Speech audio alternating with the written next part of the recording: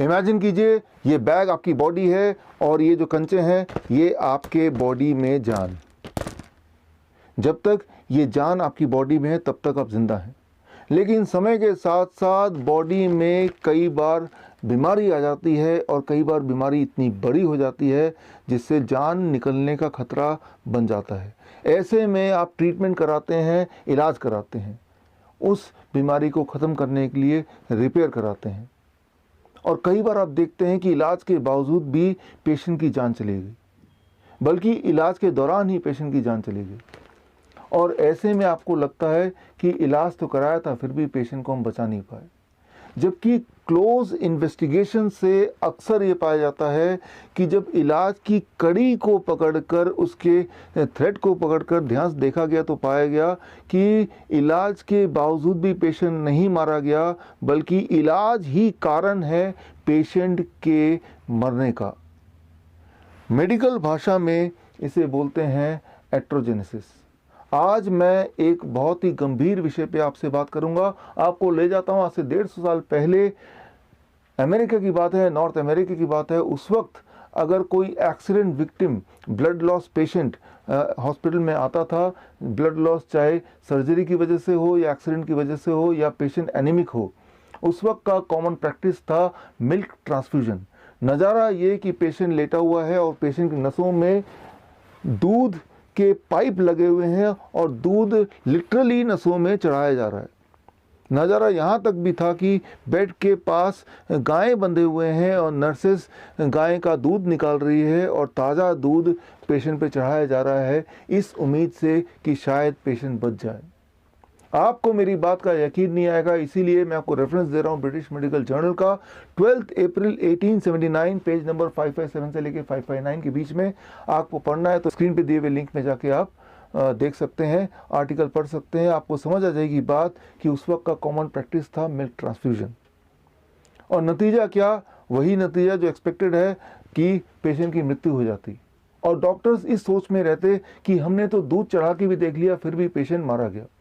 और कई सारे ट्रायल्स होते रहे, कई सारे एक्सपेरिमेंट होते रहे और कई सारे नियम भी बनते रहे। एक वियर्ड नियम ये भी था कि अगर वो लड़का है विक्टिम पेशेंट तो गाय या भैंस का दूध चढ़ाया जाएगा, और लड़की है या बच्चा है तो बकरी का दूध। या एक ट्रायल का नतीजा ये भी था कि अगर 1 लीटर दूध चढ़ाया गया तो जल्दी मौत होती है, या आधे लीटर से कम दूध अगर चढ़ाया जाए तो जिंदगी थोड़ी देर तक रहती है। और फाइनली उन्होंने कंक्लूड किया कि आधे लीटर से कम दूध चढ़ाना ही ठीक रहेगा।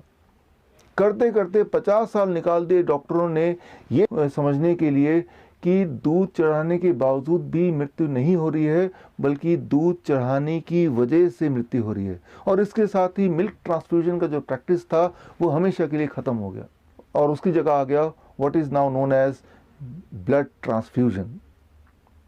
आजकल पिछले 100 सालों की बात कर रहा हूँ, दुनिया भर के हर तरह के हॉस्पिटल्स में एक कॉमन सीन है। अगर एनीमिक पेशेंट आ जाए या एक्सीडेंट विक्टिम ब्लड लॉस वाला आ जाए या किसी भी सर्जरी की वजह से ब्लड लॉस हो जाए, तो एक कॉमन प्रैक्टिस है and that is blood transfusion. Blood transfusion में ये बिलीव ही नहीं किया जाता, बल्कि ये विश्वास किया जाता है कि खून चढ़ाने से इंसान के जिंदा रहने की पॉसिबिलिटी बढ़ सकती है, रादर बढ़ जाती है। लेकिन पिछले 10 सालों में ही, सिर्फ लास्ट 10 ईयर्स में एविडेंस की बात की जा रही है कि एक्चुअली रियलिटी में देखते हैं कि जो हम सोच रहे हैं क्या ऐसा ही है। पिछले 10 सालों में बहुत सारे आंकड़े कलेक्ट किए गए, बहुत सारे रैंडमाइज कंट्रोल ट्रायल हुए, बहुत सारे मेटाएनालिसिस सामने आए, और वो सारे ट्रायल्स का नतीजा सिर्फ एक। मान लीजिए 2 पेशेंट हैं, दोनों की स्थिति एक जैसी गंभीर है, दोनों का ब्लड लॉस एक जैसा है, और एक को खून चढ़ाया गया और एक को खून किसी कारणवश नहीं चढ़ाया गया। हर बार ये पाया गया कि जिन पेशेंट्स को खून चढ़ाया गया उन पेशेंट्स के मृत्यु की चांसेस लगभग डबल है, 2 गुना। आप सोच रहे होंगे कि अगर ब्लड ट्रांसफ्यूजन से मृत्यु दर बढ़ जाता है, मोर्टेलिटी रेट बढ़ती है, मॉर्बिडिटी बढ़ती है, तो ये आज भी प्रैक्टिस में क्यों है? इसके लिए आप गौर कीजिए स्क्रीन में दिए हुए रिपोर्ट को। रिपोर्ट है AABB का, यानी कि American association of blood bank. जिन्होंने ये बीड़ा उठाया है कि वो प्रोटोकॉल बनाएंगे, गाइडलाइन बनाएंगे, रिकमेंडेशन बनाएंगे। उनके रिकमेंडेशन देखिए, 4 रिकमेंडेशन स्क्रीन पे हैं। इनमें से रिकमेंडेशन 2, 3, 4 की बात करते हैं। इन तीनों रिकमेंडेशन के लास्ट लाइन को देखिए, मैंने हाईलाइट किया है। लास्ट लाइन क्या है? Weak evidences, weak recommendation, uncertain recommendation, low quality evidences, very low quality evidences. बोलने का मतलब ये है, उन्होंने प्रोटोकॉल तो बना दिया, नियम बना दिया, गाइडलाइन बना दिया, लेकिन बोलना वो चाह रहे हैं इस गाइडलाइन के लिए सबूत कोई ठोस नहीं है, बल्कि सबूत ही नहीं है। सिर्फ रिकमेंडेशन 1 के नीचे लास्ट लाइन पे लिखा है स्ट्रॉन्ग रिकमेंडेशन, स्ट्रॉन्ग एविडेंसेस।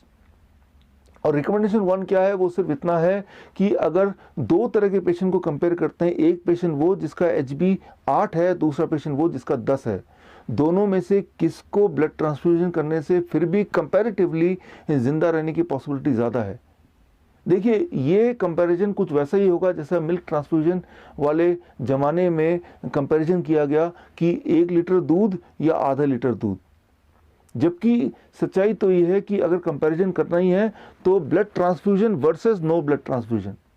और इस तरह के ट्रायल्स तो पिछले 10 साल में ही हुए, और हर ट्रायल का नतीजा बिल्कुल साफ कि ब्लड ट्रांसफ्यूजन से मृत्यु होती है। यहाँ एक बात आपको समझना होगा, चाहे वो ब्लड ट्रांसफ्यूजन हो, चाहे वो मिल्क ट्रांसफ्यूजन हो, जब भी कोई भी लिक्विड, वो लिक्विड खून हो सकता है, वो लिक्विड दूध हो सकता है, वो लिक्विड इवन सलाइन हो सकता है, जब भी कोई भी लिक्विड नसों के माध्यम से आपके बॉडी के अंदर जाता है, तब उस वक्त आपके बॉडी में कुछ हलचल होती है। पहली बात जिसे कहते हैं मेडिकल भाषा में ट्राली। ट्राली मतलब transfusion related acute lungs injury, यानी कि लंग्स पर दबाव पड़ता है, लंग्स काम करना बंद कर देती है, इंसान की मृत्यु हो जाती है।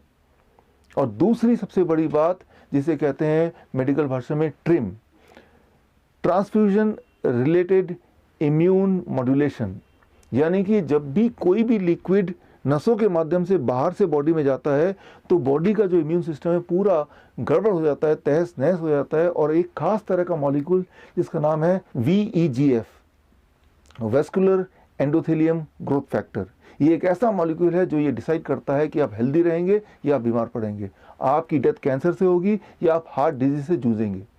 ये जो मॉलिक्यूल है ये पूरी तरह डिस्ट्रॉय कर देता है जब भी कोई भी लिक्विड आपके बॉडी में ट्रांसफ्यूज होता है थ्रू द ब्लड वेसल्स।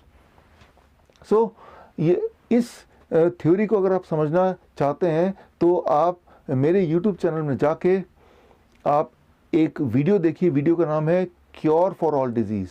तो आपको पता चल जाएगा कि VEGF का सिग्निफिकेंस क्या है। बल्कि पिछले साल का जो नोबेल प्राइज विनिंग साइंस था वो भी इसी पे आधारित था।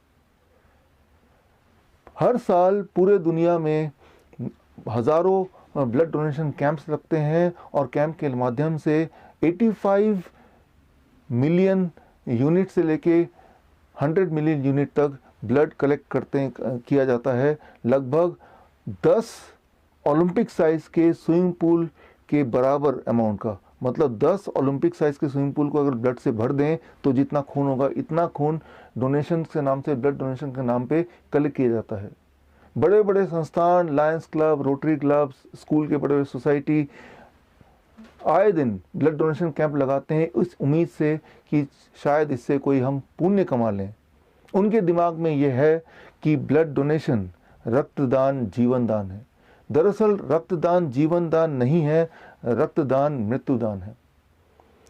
लेकिन मुझे पता है कि ये सच्चाई एविडेंस के तौर पे प्रूव होने के बाद भी ये जो वेस्टर्न मेडिसिन है, मॉडर्न मेडिसिन है, इस सच्चाई को आम जनता तक या इस सच्चाई को इम्प्लीमेंट नहीं होने देगी।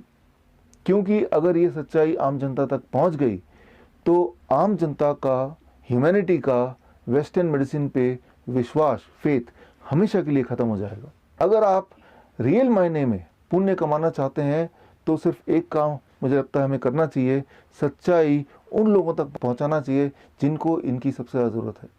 इस वीडियो के माध्यम से मैं आपको बताना चाहूँगा 7 अप्रैल 2020 यानी कि वर्ल्ड हेल्थ डे पे मैं अपनी किताब लॉन्च कर रहा हूँ। किताब का नाम है किल्ड बाय ब्लड डोनेशन।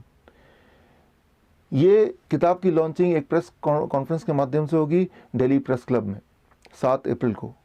अगर आप पत्रकार हैं, अगर आप हेल्थ मिनिस्ट्री जुड़े हैं, अगर आप इंडियन मेडिकल एसोसिएशन के हाईएस्ट अथॉरिटी हैं, तो मैं आपको इनवाइट करता हूं, आप सच्चाई को अपने आंखों से देखिए और कुछ कीजिए। और अगर आप SMA सोशल मीडिया आर्मी के माध्यम से मेरे साथ ऑलरेडी जुड़े हैं, तो इस बुक लॉन्च से एक दिन पहले ई बुक मैं आपको व्हाट्सएप के माध्यम से भेज दूंगा।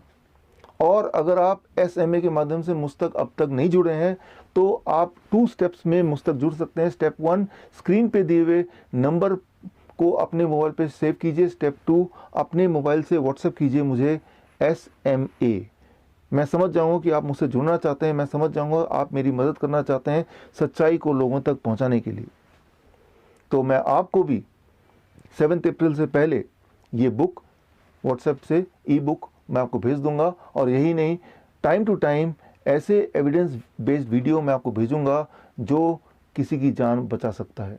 मैं ये उम्मीद करता हूं कि आप इन सच्चाइयों को लोगों तक पहुंचाएंगे और किसी दिन हम ज़रूर मिलेंगे in person. This is doctor Biswaroop Roy Chowdhury. All the best. Thank you.